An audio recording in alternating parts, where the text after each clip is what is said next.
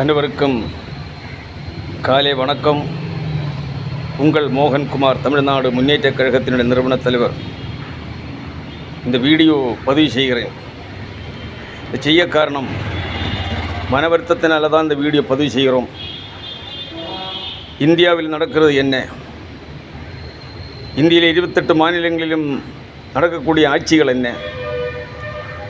தமிழகம், கேரளா, கர்நாடகா, ஆந்திரா போன்றதான மாநிலங்களில் நடத்தக்கூடிய ஆட்சிகளிலே நிலவரங்கள் என்ன? எல்லோருக்கும் முதலமைச்சராகணும், அமைச்சராகணும், எம்எல்ஏ எம்பிகளாகணும், கவுன்சிலர் ஆகணும், மேயர் ஆகணும், சேர்மன் ஆகணும் எண்ணம் இல்லாமல் நாடினுடைய வளர்ச்சிக்காக ஏதாவது குரல் கொடுத்து கொண்டு மக்களுக்கு அடிப்படை வசதியை ஒதுக்குவதற்கு ஏதாவது முன்கை எடுத்து வருகின்றார்களா? தமிழகத்தில் 5 லட்சம் காலிப்பணி இடங்கள் கிடக்கிறது. படித்த பிள்ளைகளுக்கு வேலை வாய்ப்புகள் இல்லாமல் இருக்கிற தொழில்களும் பறிபோகிறது. தமிழகத்தில் உள்ள அண்டிய முந்திரி ஆலைகள் எல்லாம் பூட்டிக் கொண்டிருக்கிறது.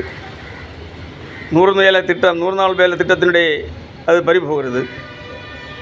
இப்படிப்பட்டதான செயல்பாடுகளில் மத்திய மாநில அரசில் போகுமானால் நம் தமிழகம் எப்படி வளர்ச்சி அடையும்?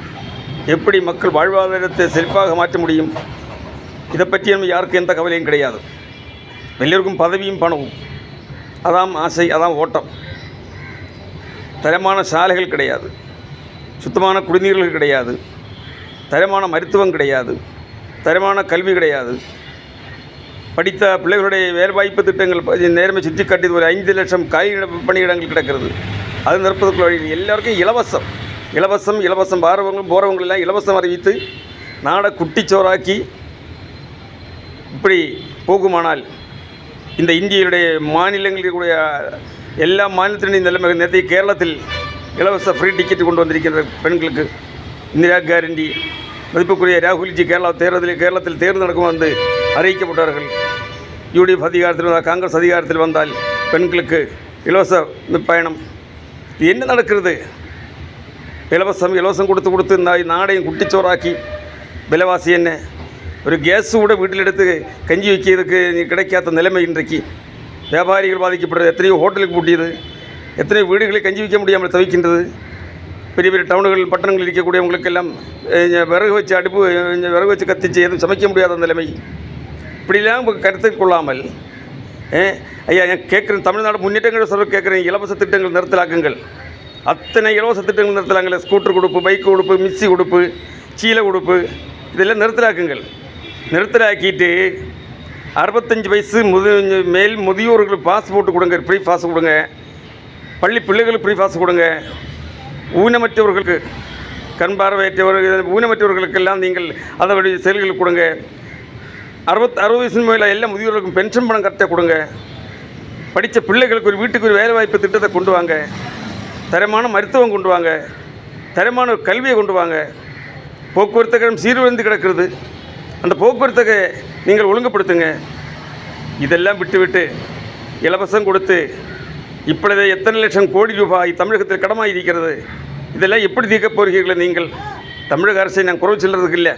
நீங்கள் பதவியேற்று 1 மாத காலம் முடிகிறது. என் மாண்புமிகு முதலமைச்சர் கவனம் செலுத்த வேண்டும். என்ன மக்களை வாழ வைக்கிறதுக்கு, நாடை முன்னேற்ற வைக்கிறதுக்கு நாம் என்ன செய்ய வேண்டும்? எல்லா கட்சிகளும் எல்லாவிலும் கட்சிகளில் இருந்து நீங்கள் கட்சியில் இணைந்து கொண்டிருக்கிறது. நோக்கம் என்ன? பஞ்சாயத்து தேர்தல் வருகிறது. 8 மாத காலம் இருக்கிறது பஞ்சாயத்து தேர்தல் வர. அதுக்கு பதவிகளை தேடி ஓடுகிறார்கள், ஓட்டுகளை தேடி ஓடுகின்றார்கள். நாட்டின் நிலைமை என்ன? சாலைகளோட நிலைமை என்ன? அந்த சாலைகளோட ஓடுகிற நிலைமை என்ன? ஆகையால் என்னுடைய மாண்புமிகு முதலமைச்சர், நீங்கள் கொஞ்சம் கவனம் செலுத்துங்கள். இதெல்லாம் விட்டு நல்ல தரமான கல்வி, நல்ல தரமான மருத்துவம், தரமான சாலைகள், மக்கள் குடிக்கிறதுக்கு முடக்கம் இல்லாத குடிநீர், படித்த பிள்ளைகளுக்கு வேலை வாய்ப்புகள், அந்த பென்ஷன் காரியம் நேரம் சுற்றி காட்டியது போல அருகதப்பட்டவங்களுக்கு அந்த ஃப்ரீ பாஸு இதெல்லாம் கொடுத்து அந்த சீலை கொடுப்பு மற்ற இலவச திட்டங்களை எல்லாம் ரத்து செய்யுங்கள். நியாய விலை கடையில் நல்ல அரிசி கூட வாங்க முடியவில்லை. புழு அதே வண்டும் புழு அரிசி சில நேரங்கள் கொடுக்கின்றார்கள். இதெல்லாம் கவனம் செலுத்துங்கள். காவல்துறையை ஒழுங்குபடுத்துங்கள். போக்குவரத்தை ஒழுங்குபடுத்துங்கள். சீர்குலைந்து கிடக்கிறது.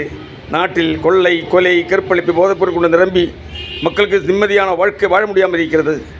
சமாதான வாழ்க்கை வாழ்வதற்கு நீங்கள் வழிமுறை செய்யுங்கள். இதெல்லாம் நீங்கள் கருத்தில் கொண்டு நல்ல ஆட்சி மலரட்டும் வளரட்டும் நாடும் மக்களும் என்று கூறி பேட்டி முடிக்கிறேன். நன்றி, வணக்கம். உங்கள் மோகன்குமார், தமிழ்நாடு முன்னேற்றக் கழக நிறுவன தலைவர்.